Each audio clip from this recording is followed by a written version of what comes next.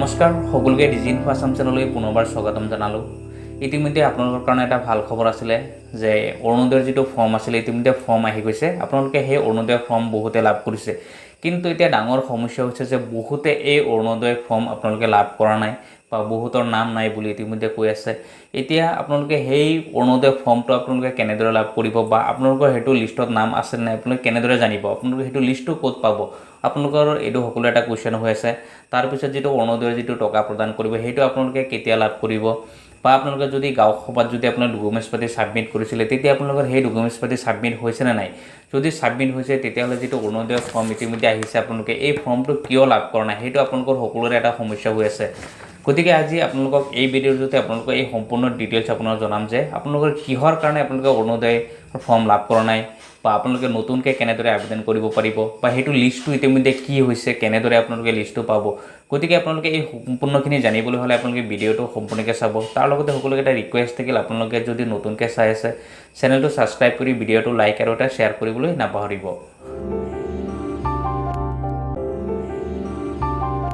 এতিয়া প্ৰথম হৈছে চাওক, আপোনালোকৰ যিটো অৰুণোদয়ৰ যিটো ফৰ্ম আছে আপোনালোকে এই ফৰ্মটো ক'ত পাব চাওক। এইটো সকলো এটা কুৱেশ্যন হৈ আছে যে আমি ফৰ্ম পোৱা নাই, বহুতে ফৰ্ম পাইছে, আমাৰ কি হ'ল।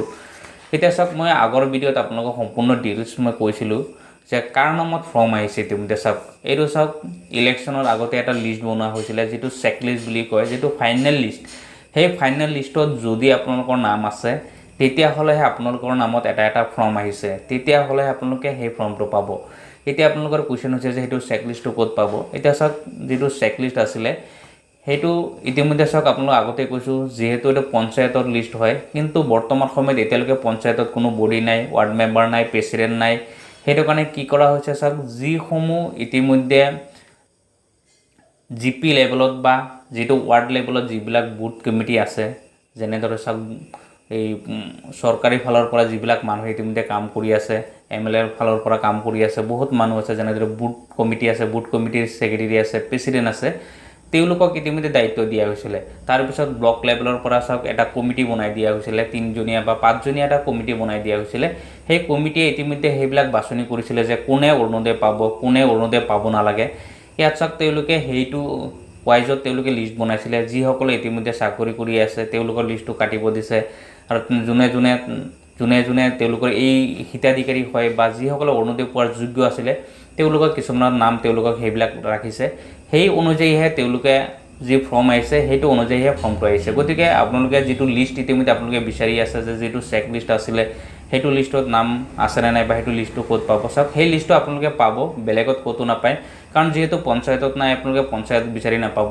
যিটো কমিটি ইতিমধ্যে বনাই দিয়া হৈছিলে, যিটো কমিটি ইতিমধ্যে আপোনালোকে চিলেকশ্যন কৰিছিলে বা ডকুমেণ্টছ পাতি যিসকলে লৈছিলে ইলেকশ্যনৰ আগতে, সেই তেওঁলোকৰ হাততে এই লিষ্টটো ইতিমধ্যে আছে, আৰু তেওঁলোকে সেই লিষ্টসমূহ সম্পূৰ্ণ লিষ্ট তেওঁলোকে বনাইছে, কাৰ নাম সোমাব, কাৰ নাম কাটিব লাগিছে, কাৰ নাম অৰুণোদয়ত নতুনকৈ পাব, সম্পূৰ্ণ কাম তেওঁলোকে কৰিছে।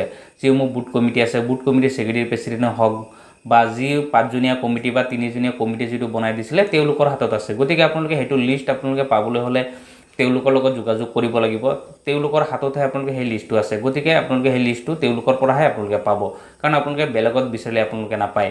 গতিকে যদি আপোনালোকৰ সেই লিষ্টটো পায়, যদি লিষ্টটো তেওঁলোকে দেখুৱায় সেইটো লিষ্টত যদি নাম আছে তেতিয়াহ'লেহে আপোনালোকে অৰুণোদয়ৰ যিটো ফৰ্ম আছে আপোনালোকে সেইটো অৰুণোদয় ফৰ্ম আপোনালোকে লাভ কৰিব।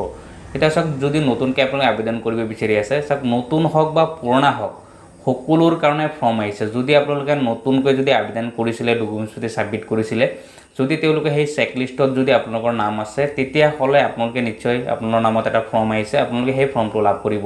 তেতিয়াহ'লে আপোনালোকে নতুনকৈ আবেদন কৰিব পাৰিব।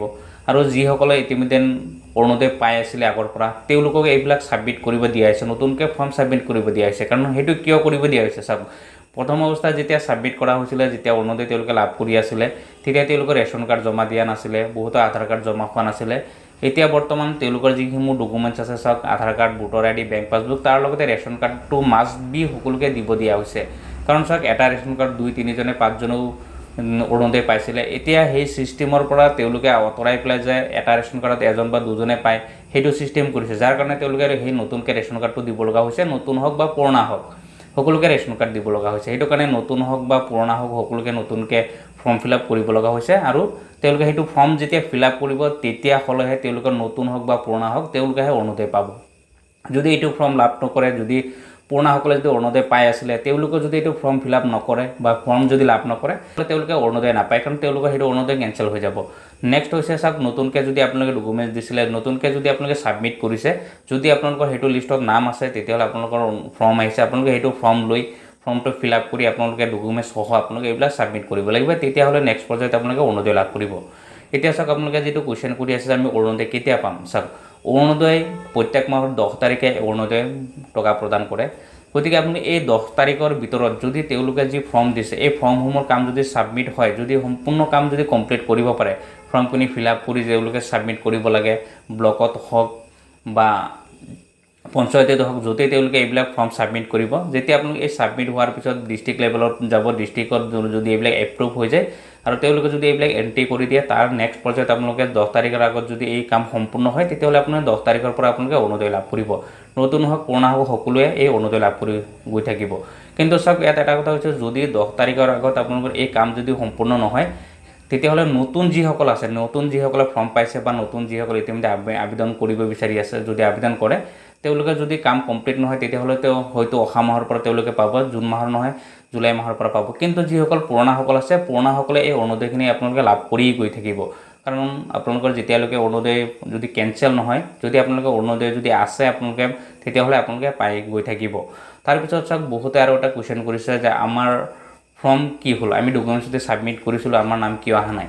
ইয়াত চাওক, এটা কথা হৈছে যে বহুতে কৈছে যে আমি গাঁও সভাত ফৰ্ম ডকুমেণ্টছ ছাবমিট কৰিছিলোঁ, আমি ডকুমেণ্টছ দিছোঁ কিন্তু অহা নাই।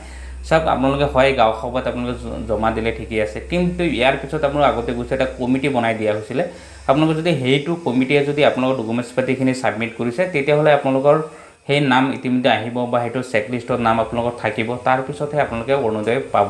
কাৰণ সেইটো কোনে কৰি আছে, আপোনালোকক আগতেই মই কৈছোঁ যে সেইটো চাওক ব্লক লেভেলৰ পৰা এটা কমিটি বনাই দি আছিলে, সেই কমিটিয়ে যদি আপোনালোকৰ ডকুমেণ্টছখিনি ছাবমিট কৰিছে, আপোনাৰ চেকলিষ্টত যদি আপোনালোকৰ নাম সোমাইছে তেতিয়াহ'লে আপোনালোকে সেই অৰুণোদয় পাব। গতিকে আপোনালোকে চাওক, এই অৰুণোদয়ৰ বিষয়ে যদি আৰু কিবা আপোনালোকে জানিব লাগে আপোনালোকে ভিডিঅ'ত কমেণ্ট কৰিব, আপোনালোকে বাকী সকলোখিনি সলিউশ্যন কৰিবলৈ মই চেষ্টা কৰিম। ধন্যবাদ।